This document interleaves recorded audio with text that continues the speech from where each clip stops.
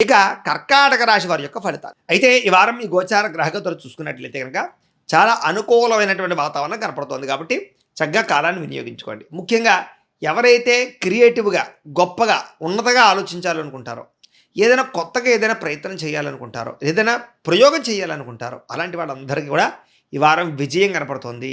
మిమ్మల్ని మీరు గొప్ప వ్యక్తిగా మార్చుకోవడానికి, మీలో ఉండేటటువంటి స్కిల్స్, మీలో ఉండే టాలెంట్‌ని బయటికి తీసుకురావడానికి చాలా మంచి సమయము. కాబట్టి గట్టిగా ప్రయత్నం చేయండి.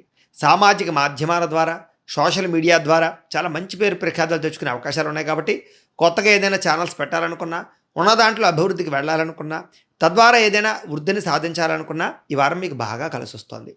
అలాగే ఆదాయ వనరులు సమకూరుతాయి. అంటే మీకు రావాల్సిన డబ్బులు రావడం కానీ, ఏదైనా పని చేయాలంటే దానికి సంబంధించినటువంటి ఆర్థిక వెసులుబాటు రావడం కానీ జరుగుతుంది.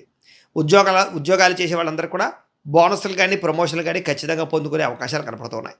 అలాగే కుటుంబ సభ్యుల మధ్య కూడా సఖ్యత, అన్యోన్యత, ప్రేమ, అనురాగ, ఆప్యాయతలు, అలాగే ఒకళ్ళ మీద ఒకళ్ళకి మంచి అభిప్రాయాలు పెరగడంతో పాటుగా సహాయ సహకారాలు బాగా అందించుకునే ప్రయత్నం చేస్తారు.